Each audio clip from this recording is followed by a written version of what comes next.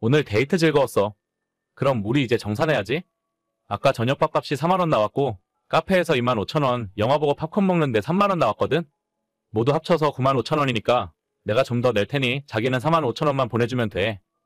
알겠어. 지금 오빠 통장으로 입금할게. 근데 매번 만날 때마다 이렇게 따로 돈 보내는 것도 귀찮은데 우리 차라리 그냥 데이트 통장을 하나 만들까? 데이트 통장? 그게 뭔데? 아, 오빠는 모르는구나. 요즘 많이 하는 거라던데. 통장 하나 만들어서 둘이서 매달 일정 금액 돈 넣어두고 그 안에서 데이트 비용 쓰는 거야. 그런 좋은 게 있었어? 내일 당장 통장 만들러 가야겠네. 그래. 그럼 매번 데이트할 때마다 영수증 챙겨서 계산 안 해도 되고 오빠도 나한테 돈 보내라 할 필요 없으니까 서로 편하고 좋은 거지. 알겠어. 우리 자기 엄청 똑똑하네. 완전 똑 부러져서 결혼하면 살림도 엄청 잘할 것 같다. 뭐래? 아무튼 오늘 재미있게 잘 놀았어. 저는 29살, 남자친구는 33, 4살 차이 연인이었습니다. 연애를 시작한 지는 1년이 되었는데 남자친구가 조금 다른 사람들과 차이가 있었어요. 남부럽지 않은 회사를 다니는 중이고 집도 평범한 중산층 정도는 되어 보였는데 이상하게 처음 만났을 때부터 돈에 집착하는 모습을 느낄 수 있었습니다. 남자친구는 계산을 확실하게 하는 것이 좋다면서 반반 더치페이 하기를 항상 강조했었고 그나마 저한테는 선물도 사주거나 호의를 베푸는 경우가 많지만 다른 사람들에게는 너무하다 싶을 정도로 빡빡하게 구는 모습이 일상이었어요. 다른 건 다 괜찮았는데 돈 문제만 나오면 남자친구가 민감해지니까 가급적 저도 돈 이야기는 피하게 됐고 그래도 외모나 능력, 평소의 성격같이 다른 건 다 괜찮은 사람이라 지금까지 만남을 이어오고 있었습니다. 애초에 저는 예전부터 연애를 할 때 누가 데이트 비용을 더 내는지 아무런 상관이 없었고 그냥 여유 있고 형편되는 사람이 더 낼 수도 있다고 생각해왔기 때문에 더치페이를 하자는 남자친구의 말에도 흔쾌히 동의했어요. 어떤 분들은 데이트 통장 이야기를 하면 남자가 쪼잔해서 별로라고 생각하실 수도 있지만 평소에도 한결같이 절약하는 남자친구의 모습이 좋아 보였기 때문에 저는 괜찮다고 생각했어요. 명품을 입거나 걸치는 모습도 없었고 특히 연봉에 비해 정말 낡고 오래된 차를 타고 다녀서 놀라웠는데 아버지에게 물려받은 12년 된 중고차라는 말에 저는 오히려 허세 없어 보여서 더 좋더라고요. 오늘도 덕분에 재미있게 정말 잘 놀았어. 하루 종일 운전하느라 피곤했겠다. 아니 괜찮아. 다음에 또 더 좋은 곳으로 놀러 가자. 아까 톨게이트 비용이랑 기름값 생각해서 5만 원 데이트 통장에 더 넣었어. 이 돈으로 차에 기름 넣어. 에이, 그렇게까지는 안 해도 괜찮은데. 이 조그만 차가 기름 먹어봤자 얼마나 먹는다고. 그런데 아까 보니까 시동이 잘 안 걸리는 것 같은데 한번 검사 받아봐야 하는 거 아니야? 운전하고 다니다가 고장나서 사고라도 나면 어떡해? 그러게.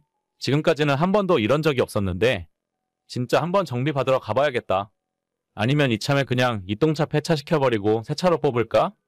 자기는 무슨 차 좋아해? 벤츠? 아니면 제네시스? 나는 차에 대해서 잘 모르지. 그냥 고장 안 나고 튼튼한 차가 좋은 차 아니야? 괜히 돈 쓰지 말고 고쳐서 더 타고 다니자. 그래도 남자친구가 이런 차 타고 다니면 좀 창피하지 않아? 자기 친구들은 남자친구가 외제차 많이 타고 다닐 거 아냐? 그런가? 근데 뭐 남자친구가 외제차를 타고 다녀봤자 스스로 뭐가 되는 것도 아니고 나는 별로 그런 거 신경 안 써서 잘 몰라. 그냥 오빠가 편한 대로 해. 역시 우리 자기는 생각이 정말 남다른 것 같아. 인터넷 보니까 요즘에는 남자친구 차가 국산차면 쪽팔려서 옆에 타기 싫다고 하던데 자기는 정말 허영심만 많은 다른 여자들이랑은 틀리구나? 그런 소리 어디 가서 하지도 마. 괜히 나만 욕먹이는 거야.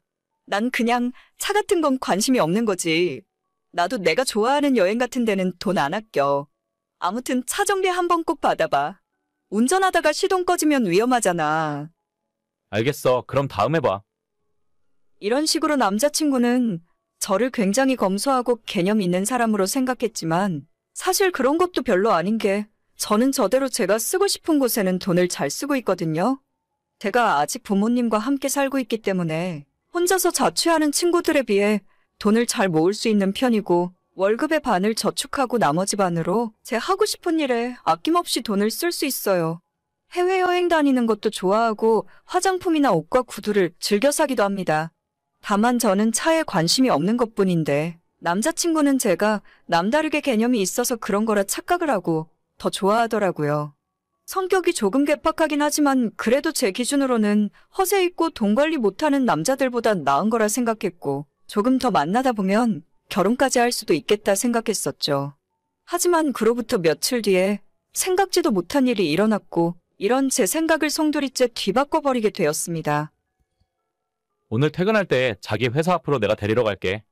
우리 오랜만에 스테이크 한번 먹으러 가자. 오늘은 내가 쏠게. 웬일이야? 무슨 좋은 일이라도 있는 거야? 그렇게 무리 안 해도 되는데. 아니야, 오늘 내가 자기한테 할 말도 있고 모처럼 좋은 곳 가서 맛있는 거 먹고 싶어서 그래. 갑자기 무슨 말을 하게? 괜히 긴장되게 그러지 마. 부담 갖지는 말고. 아무튼 내가 퇴근 시간 전에 자기 회사 앞 주차장에서 기다리고 있을게. 알겠어. 운전 조심히 하고 천천히 와. 그때까지만 해도 저는 오늘이 남자친구에게 프로포즈를 받는 날이구나 생각했어요. 우리 두 사람 나이도 있고 만난 시간이 좀 짧긴 해도 서로 통하는 부분이 많으니까 결혼하는 것도 괜찮겠다고 생각하고 있었습니다. 남자친구가 저보다 30분 정도 일찍 퇴근하기 때문에 바로 저희 회사로 찾아오면 제 퇴근 시간보다 10분은 일찍 도착하거든요. 업무를 미리 마무리해두고 사무실 창문 밖을 보면서 남자친구가 언제 오려나 기다리고 있었습니다. 자기, 나 도착했어. 퇴근하고 내려올 때 전화해. 뭐? 벌써 도착했다고? 나 지금 사무실에서 주차장 쪽 내려다 보고 있는데 오빠 차 어디 있는지 안 보이는데? 당연하지. 오늘은 그 똥차 안 끌고 왔어. 까만색 뚜껑 열리는 벤츠 보여? 지금 뚜껑 열고 있으니까 잘 봐봐. 보여. 갑자기 웬 벤츠야? 처음 보는 차네. 원래 이게 내 차야. 너랑 데이트할 때 타고 나갔던 차는 내가 일부러 중고로 똥차 하나 산 거고. 그래? 그럼 오빠 차가 원래 2대야? 응. 요즘은 하도 이상한 된장녀들이 많아서 처음부터 벤츠 타고 나가면 돈 많은 남자 물어서 팔자 고쳐보려는 사람들이 많더라고. 그래서 일부러 똥차 하나 사서 된장녀인지 아닌지 테스트하는 거야. 테스트를 한다고? 일부러 1년 동안 나를 속이고 있던 거야? 속인 건 아니고. 그래도 자기는 내가 더치페이 하자고 해도 아무 말 안 했고 내가 똥차 끌고 나타났을 때도 창피하지 않았잖아. 자기는 이 테스트에서 합격한 거니까 영광으로 알아. 앞으로는 데이트 비용도 전부 내가 내고 데이트할 때도 똥차 대신에 내 벤츠 타고 놀러 다니자. 아니 나는 내가 대체 왜 오빠한테 테스트를 당해야 하는지 모르겠는데 만약에 그 테스트에 합격 못했으면 나랑 헤어지려고 했던 거야? 아마도 그랬겠지? 나는 돈만 밝히고 겉모습만 보는 여자는 딱 질색이더라고. 그렇다면 사람 잘못 봤어. 나도 누구보다 돈 좋아하고 사람 겉모습 따지는 여자니까. 너한테 지금까지 테스트 받고 있는 줄 알았으면 진작 헤어졌을 텐데. 지난 1년 동안 너한테 낭비한 시간이 너무 아깝다. 아니, 대체 반응이 왜 이래? 너는 내 테스트에 통과했다니까? 앞으로는 나랑 데이트할 때 돈도 안 내도 돼. 거지 같은 데이트 통장 같은 짓도 그만해도 된다니까. 내가 볼 때 너야말로 가장 겉모습에 신경 쓰고 돈만 밝히는 된장남이야. 평소 생각하는 건 좀 이상해도 성실하고 진실된 사람인 줄 알았는데 그마저도 아니었으면 더 이상 우리가 만날 이유가 없는 것 같아. 여기서 헤어지자. 네 테스트 합격할 만한 다른 여자 찾아봐. 나는 그쪽 기준에 맞는 여자가 아닌 것 같네. 아니, 대체 뭐가 문젠데? 너는 이미 합격했다니까? 내 벤츠 타고 스테이크 먹으러 가야지. 지금까지 1년 동안 감쪽같이 저를 속이고 있다는 것이 너무나도 괘씸했어요. 지가 대체 돈이 많으면 얼마나 많길래 이런 못된 짓을 하는지 모르겠습니다. 아무래도 좋은 직업이고 돈을 잘 벌고 있으니 주변에서 돈 보고 접근하는 여자들이 많이 있었겠죠. 하지만 이런 식으로 1년 동안 거짓말을 하면서 만난다면 그 전까지의 시간이 무슨 의미가 있는 건지 모르겠어요. 아무리 그 의도가 좋다고 해도 저는 그 장단에 놀아줄 생각 없고 제가 누군가에게 테스트를 받을 이유도 전혀 없다고 생각합니다. 합격했다고 하면 제가 감격해서 눈물이라도 흘릴 줄 알았나 보죠? 지금이 쌍팔년도 시절도 아니고 어제까지 멀쩡히 데이트하던 남자가 갑자기 벤츠 타고 나타났다고 어떤 여자가 좋아라 하겠습니까? 그냥 날 가지고 놀았구나, 속았구나 하는 생각만 들겠죠. 뒤늦게 잘못했다고 빌고 저희 회사 앞으로 몇 번이나 찾아왔지만 한 번도 만나주지 않았어요. 절대 다시 만날 생각 없고 저를 1년이나 농락했다는 점에서 다신 이 사람을 믿고 사랑할 수 없을 것 같네요. 너희들 결혼 준비는 잘 되어 가고 있니? 요즘 통 소식이 없어서 걱정이네. 처음부터 결혼 준비는 우리가 알아서 한다고 했잖아. 너무 걱정하지 마. 그래도 하나밖에 없는 아들이 장가 가는데 어떻게 우리가 아무 걱정이 없을 수가 있니? 지금까지 키워주고 대학까지 공부만 할 수 있게 뒷바라지 해줬잖아. 이 정도만 해도 감사한 일이라니까? 엄마 아빠 노후 준비도 해야 하는데 괜히 부담드리고 싶지 않아서 그래. 나 모아놓은 돈도 많이 있어서 전세 구하는 정도는 큰 문제도 안 될 것 같아. 그러지 말고 너 모아놓은 돈 얼마나 있니? 어제 아빠랑 이야기를 좀 해봤는데 너가 전세 구할 돈에 우리가 모자란 돈을 보태주면 25평 아파트 정도는 살 수 있지 않을까? 솔직히 내가 모아놓은 돈이 그렇게 많지는 않아. 주식이랑 다 팔면 2억 정도 있을 것 같은데. 그럼 우리가 2억을 보태줄게. 아까 아빠랑 낮에 부동산 좀 다녀왔는데 25평짜리면 5억이 안 되더라. 모자란 돈은 대출 조금 받으면 되니까 너희들이 아예 집을 사고 시작했으면 좋겠어. 그렇게까지 큰돈 해줄 필요 없어. 엄마 아빠 노후도 생각해야지. 우리는 그 정도로 큰 문제 안 돼. 엄마 아빠가 살아보니까 집이 있고 없고가 정말 중요하더라. 2년 살고 집주인이 나가라고 하면 얼마나 서러운데. 그건 그렇긴 하지. 그래도 그렇게 큰 돈은 부담스러워서. 부모 자식 간에 부담스러울 게 뭐가 있어? 거절하는 것도 한두 번이어야지. 자꾸 그러면 예의가 아닌 거야. 아빠랑 이야기 다 끝내놨으니까 주말에 같이 부동산에 한번 가보자. 금매로 나온 건 4억 5천짜리도 있더라고. 알겠어. 고마워요. 너무 무리하진 않아도 되는데. 결혼할 때 부모님 도움 없이 제 힘으로 신혼집을 구할 생각이었습니다. 하지만 부모님께서 흔쾌히 먼저 도와주겠다고 말씀하셨고 집 구하는 비용으로 2억을 마련해 주셨어요. 저희 부모님이 평생 열심히 사셨고 나름 재산도 모아놓으셨지만 두 분 은퇴하시면 노후 생활도 생각해야 하는데 2억이라는 돈이 결코 적지 않았습니다. 저는 사실 전세에서 시작해도 된다고 생각했는데 부모님께서 끝까지 거절하지 말라며 돈을 보태주시더라고요. 자기야, 우리 신혼집 있잖아. 생각 좀 해봤어? 나는 굳이 비싼 아파트 안 가도 돼. 빌라에서 전세로 시작해도 괜찮을 것 같더라고. 저번에 보니까 요즘 빌라도 깔끔하게 잘 지었더라. 그게 말이지, 우리 그냥 아파트를 사버릴까? 아파트? 아파트를 사면 나야 좋긴 한데 돈이 너무 많이 필요하잖아. 대출을 처음부터 많이 받으면 조금 힘들어지지 않겠어? 지난주에 부모님이랑 같이 부동산을 좀 돌아다녔는데 아빠가 2억을 지원해 주시겠대. 괜히 전세 들어가지 말고 집을 사는 게 어떻겠냐고 하시더라. 2억이나? 아버님께서? 일단 감사하긴 한데 너무 큰 돈을 주시는 거 아니야? 처음에도 이야기했지만 우리 집은 결혼할 때 뭔가 보태줄 상황이 못 되는데. 괜찮아. 그런 건 신경 쓸 필요 없어. 우리 부모님도 다 알고 계시고 상관없다고 하셨으니까. 그냥 우리가 전세로 시작하는 것보다는 집을 갖고 시작하면 훨씬 나을 것 같다고 생각해서 해주신다고 한 거야. 나야 집을 해주신다고 하면 감사한 일이긴 한데 혼수도 더 많이 해가야 할 것 같고 여러모로 부담이 많이 되는 것도 사실이야. 우리 집이 안 그래도 형편이 많이 기울어 있는데. 그런 거 아니라니까? 부담스럽게 생각 안 해도 돼. 혼수도 원래 우리가 하기로 했던 만큼만 하자. 살면서 필요한 건 하나씩 채워가도 되니까. 나 진짜 결혼 잘하는 것 같아. 오빠한테도 잘하고 아버님 어머님께도 잘할게. 됐네요. 우리 싸우지 말고 행복하게 살자. 그렇게 저희는 부모님 도움으로 결혼할 때 아파트를 살 수 있었고 실제 필요한 돈은 2억 5천 조금 넘었는데 전액을 부모님께서 지원해 주셨어요. 대출 없이 집을 갖고 시작한다는 건 실제로 엄청난 이득이더라고요. 빨리 집을 사야 한다는 압박감도 없었고 매달 나가는 대출금도 없으니 생활에 여유가 많이 생기게 되었습니다.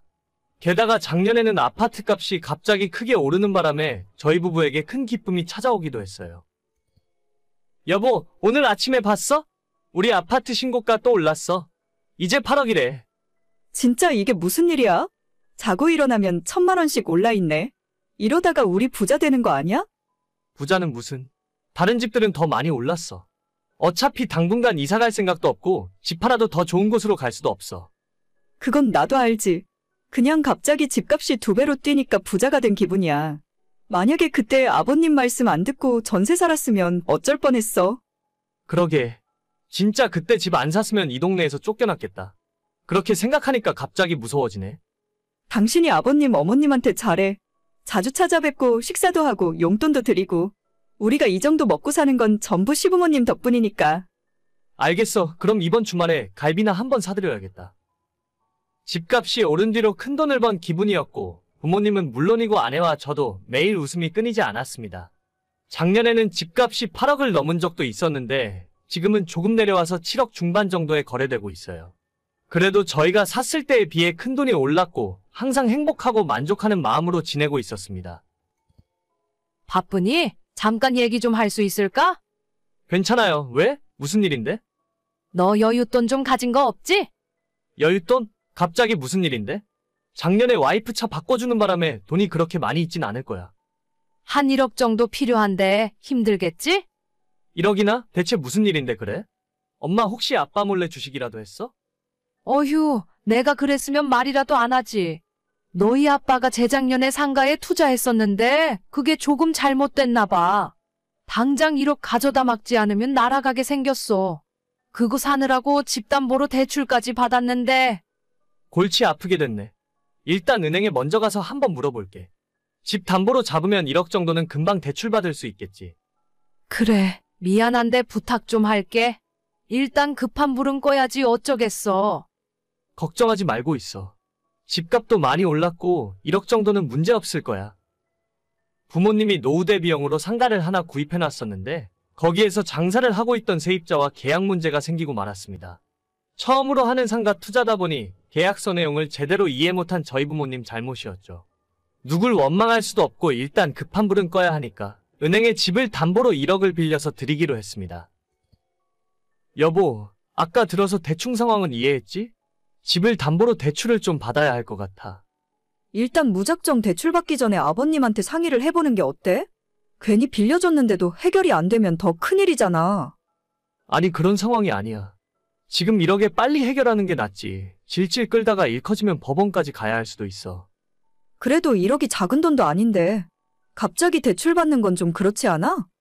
지금 무슨 소리를 하는 거야? 우리 집값이 얼만데 1억 대출 받는 게 뭐가 어때서 그래? 어차피 매달 나오는 이자도 부모님이 내주신다고 하셨어? 나는 우리 집에 대출이 하나도 없어서 참 좋았는데 어머님 댁을 담보로 해서 대출을 더 받아보면 안 돼. 이미 부모님 집으로 대출 받았지. 더 받으려면 이자가 엄청 많이 나오는 곳으로 가야 해. 괜히 다른 생각하지 말고 이번에는 우리가 부모님 도와드리자. 아니야. 아무리 생각해봐도 우리 집 담보로 대출은 좀 그런 것 같아. 불안해서 잠도 안 올 것 같고 괜히 우리까지 잘못되면 어떡해? 지금 집값이 얼마나 올랐는데 겨우 1억 때문에 잘못될 일이 뭐가 있어? 우리 결혼할 때 2억 5천 지원해 주셨는데 그 돈을 못 빌려드려? 이자가 조금 더 나오더라도 시부모님이 해결하시는 게 맞는 것 같아. 괜히 대출 받았다가 나중에 잘못되면 가족끼리 사이도 멀어진다니까? 내가 돈 때문에 이런 소리를 하는 게 아니야. 그럼 뭔데? 그냥 솔직하게 이야기해. 우리 부모님한테 돈 빌려주기 싫다고. 왜 사람을 이상하게 만들어? 그럼 자식한테 대출 받아서 돈 빌려달라는 부모가 정상이야? 와, 너 진짜 해도 너무한다. 애초에 이 집은 우리 부모님 덕분에 살 수 있었어. 그래, 그렇긴 한데. 그게 몇 년 전 일인데 지금 이야기하는 거야? 이런 식으로 달라고 할 거였으면 처음부터 빌려주지나 말던가. 너가 이런 생각을 갖고 있을 줄은 몰랐네. 받을 때는 좋고 빌려드리려고 하니까 아깝니? 이 집이 너 거 같아? 그럼 내 집이지. 솔직히 말해서 시부모님 집은 아니잖아. 자식한테 한 번 해줬으면 그만인데 뭘 구질구질하게 돌려달라고 하시는 거야? 진짜 너는 안 되겠다. 그냥 여기서 끝내자 우리. 끝내? 그래, 차라리 잘 됐네. 이혼할 생각이면 재산 분할해야 하는 건 알고 있지? 나한테 4억 주고 끝내. 웃기고 있네. 너가 이 집에 10원짜리 한 장이라도 보탠 거 있냐? 내 돈이랑 우리 부모님 돈이지? 뭐? 그동안 나도 관리비 내고 이 집에서 살림하고 살았어. 나한테도 법적으로 절반 받아갈 권리가 있다니까? 그건 나중에 변호사랑 이야기해봐. 너 돈이 한 푼도 안 들어갔는데 상식적으로 뭘 탈라는 거야? 진짜야? 진짜 재산 분할 못 받아? 법대로 해봐. 변호사를 쓰던 뭐라던. 아무튼 오늘 짐 싸서 내 집에서 나가. 나는 대출 알아보러 은행 가봐야 하니까. 이혼 문제는 나중에 다시 이야기하자. 여보, 사실 나도 빌려드리려고 했어. 여보, 내 말 듣고 있어? 사람이 화장실 갈 때랑 나올 때 마음이 다르다더니. 제 부모님한테 지원받아서 집 살 때는 좋아했으면서 1억 빌려드리자고 하니까 저렇게 반응할 줄은 몰랐어요. 저런 은혜도 모르는 인간 데리고 살다가는 나중에 더 큰 문제가 생길 것 같아서 빨리 이혼하고 끝낼 생각입니다. 이미 저는 변호사 상담까지 다 끝냈고 아내도 가망성이 없다고 생각했는지 며칠 전부터 잘못했다고 싹싹 빌고 있네요. 그러거나 말거나 저는 정이 떨어져서 더는 같이 못 살 것 같습니다. 어머님, 저희는 지금 거의 다 도착했어요. 어머님, 아버님은 어디세요? 아니, 우린 아직 출발도 못했어. 아무래도 늦을 것 같은데 그냥 너희들 둘이 먼저 먹고 있어라. 네? 아직 집이시라고요? 어머님 댁에서 여기까지 30분은 좋게 걸릴 텐데. 우리도 그건 알지. 나는 진작에 일찍 준비 다 하고 기다리고 있는데 상의 때문에 출발도 못하고 이러고 있다. 아가씨요? 설마 아가씨 오늘도 지각이에요? 여기 옛날부터 아가씨가 먹어보고 싶다고 해서 어렵게 예약한 건데. 그러게나 말이다. 우리는 오래 걸릴 것 같은데 그냥 너희들 먼저 먹고 있어라. 예약을 5명이 했는데 둘만 먼저 먹는 것도 좀 이상할 것 같은데요? 아가씨는 준비 다 하려면 아직도 많이 남았어요? 아까부터 씻고 빨리 하라고 했는데 시간 여유 있다면서 민기적거리더니 아직 화장도 다 못했고 머리도 하나도 못 말렸어. 저거 분명히 입고 나갈 옷 고르는 데만 30분은 더 걸릴 거다. 그냥 너희들 먼저 먹어. 우리 늦게 가면 늦게 가는 대로 먹으면 되니까. 알겠습니다. 저희까지 늦으면 완전 예약 취소될 것 같아서 먼저 들어가 있을게요. 그래, 그냥 음식 나오면 나오는 대로 쭉 깔아놔. 늦은 사람은 식은 거 먹어야지 뭐. 내가 진짜 얘 때문에 못 산다 못 살아. 지난번에 영화 시간에도 45분 늦어서 저희 다 같이 입장도 못하고 영화 티켓만 날렸잖아요. 제가 아가씨 정말 다 좋아하는데 약속 시간 잡고 늦는 건 나쁜 버릇인 것 같아요. 그러니까 내가 저번에 이야기했지? 얘가 저번에 3년 만나던 남자친구한테 왜 차였는지. 결혼 승낙 받겠다고 남자친구 부모님이랑 저녁 약속 해놨으면서 그걸 1시간 늦게 지각했으니 안 차이고 배겨? 얘는 결혼하면 안 되는 애야. 내가 사돈 될 사람들한테 너무 미안해서 시집을 보낼 수가 없어. 아가씨도 그때 한번 크게 당했으면 안 그럴 것 같은데 앞으로 점점 나아지겠죠. 얘는 안 돼? 안 되는 애야. 옛날에 학교 다닐 때 하도 지각을 하는 바람에 담임 선생님한테 전화가 왔어. 제발 지각 좀 안 하게 해달라고. 그래서 우리가 얘네 학교 5분 거리로 이사를 갔잖니. 근데 학교랑 집이 가까우니까 더 지각을 하더라고. 얘는 버릇이야 못 고쳐. 어휴, 진짜 큰일이네. 어머님, 저희는 지금 식당 도착했어요. 저희가 예약한 게 코스 요리라서 바로 음식이 다 준비될 거라는데 어쩌죠? 어쩌긴 뭘 어째. 너희들 둘이서 그냥 천천히 나오는 대로 먹고 있어. 우리는 다 식어 빠진 거 먹으면 되니까 딸 교육 잘못 시킨 내가 잘못이지. 네, 최대한 음식을 천천히 준비해달라고 말해볼게요. 어휴, 내가 진짜 못 살아. 남편에게는 나이 차이가 많이 나는 여동생이 하나 있습니다. 남편과 8살 차이고 저와도 6살이나 차이가 나기 때문에 처음에는 이 집안에 시집와서 귀여운 여동생이 하나 생겼다라는 기분이었어요.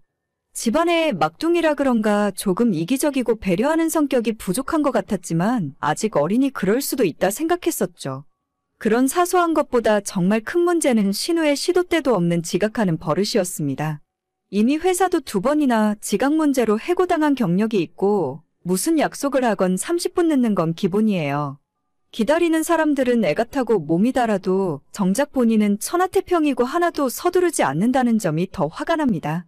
언제 한번 지각하는 버릇 때문에 크게 후회할 일이 생길 거라 생각하고 있었는데 바로 얼마 전 여름휴가 때 생각지도 못한 사건이 터지게 되었어요. 내일 아침 9시 반 비행기인 건 알고 계시죠? 공항에 일찍 도착해야 하니까 6시에 출발할 거예요. 저희 집에서 5시 40분에 나올 거고 시댁에 도착하면 6시 될 거니까 준비 다 하시고 내려오시면 돼요.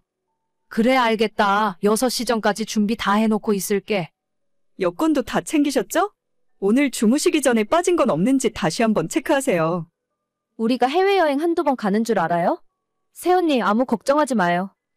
야, 너는 내일 진짜 늦으면 우리가 놓고 간다. 엄마랑 아빠도 내일 제가 또 늑장 부리면 그냥 놔두고 내려와. 쟤는 공항까지 택시를 타고 따라오던지 알아서 하라 그래.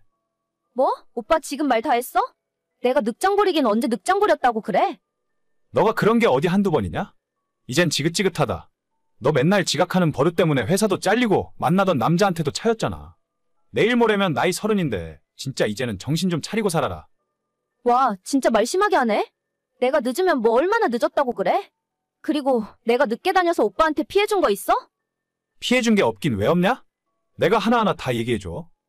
자, 다들 그만해. 상의도 그만하고 상민이도 거기까지 해라. 이 정도 이야기했으면 다 알아들었겠지. 엄마, 내가 알아듣긴 뭘 알아들어? 오빠가 나한테 한 이야기 못 들었어? 애초에 너가 늦게 다니지 않았으면 그런 말 안 들어도 되잖아. 아유, 그만 좀 말해도. 내일 즐거운 가족 여행 가는데 벌써부터 그럴 거야? 아무튼 내일 아침 6시까지 우리는 준비 다 하고 기다릴 테니까 너희들도 준비 잘해서 와라. 네, 알겠습니다. 올해가 아버님 칠순이시라 겸사겸사 시댁 식구 가족여행으로 지난 여름 휴가에 일본 여행을 다 같이 다녀오게 되었어요. 시댁 식구들과 같이 여행 가는 건 처음이었는데 설마 이번에도 신우가 지각을 할까 싶었지만 역시나였습니다. 남편과 저는 예정된 시간보다 10분 일찍 시댁에 도착했고 전화를 해보니 신우가 방금 전 잠에서 일어나서 화장실에 들어가 있다 하더라고요. 세수도 하지 않았고 아직 아무런 준비도 하지 않고 있다는 말에 남편도 저도 화가 나서 어머님, 아버님 먼저 내려오시라고 했어요. 그리고 저희는 시부모님만 태우고 공항으로 출발해버렸습니다. 잠시 후에 식구들 전화기가 모두 울렸지만 아무도 신우의 전화를 받지 않았죠. 아니, 진짜 나 빼고 다 출발한 거야? 진짜 이러는 게 어딨어? 그러니까 너가 일찍 일어나서 준비를 했어야지. 너 하나 때문에 우리가 모두 비행기 놓치면 되겠어? 나는 혼자 어쩌라고? 공항까지 나 혼자 어떻게 가는데? 혼자 택시 타고 와. 지금 출발하면 비행기 시간에는 안 늦을 거 아니야? 나 아직 화장도 못 했는데 어떻게 나가? 아, 진짜. 그거 좀 기다리지. 진짜 의리 없네. 그럼 너 때문에 우리 식구 전부 비행기도 못 타게 생겼는데 아직도 기다리고 있으란 말이야? 얘는 진짜 오냐오냐 하니까 진짜 정도를 모르네? 새언니, 언니도 그러는 거 아니에요. 오빠가 뭐라고 해도 언니는 내 편 들었어야죠. 제가 봐도 이번에는 아가씨가 잘못한 것 같네요. 빨리 준비해서 택시 타고 오세요. 싫어. 나 안 갈 거야. 이런 기분으로 여행 안 가? 그럼 가지 마. 너 없이 우리 넷이서 잘 놀고 올 테니까. 너 앞으로 가족여행 따라간다고 하기만 해? 진짜 어디서 저런 게 나왔는지 몰라. 신우는 정말 공항까지 따라오지도 않았습니다. 저희 4사람만 신나게 놀고 먹다가 왔고 나중에 귀국할 때 신우를 위한 기념품도 사오지 않았어요. 어머님 명령으로 아무것도 사지 말라고 해서 어쩔 수 없었죠. 조금 잔인하다 싶기도 한데 이번 일을 계기로 신우가 지각하는 버릇을 고쳤으면 좋겠습니다. 나이도 먹을 만큼 먹었는데 매일 지각하는 사람에게는 아무도 친하게 지내고 싶어 하지 않을 거예요. 남편을 비롯해서 시댁 식구들 아무도 안 그러는데 왜 혼자만 저러는지 모르겠습니다.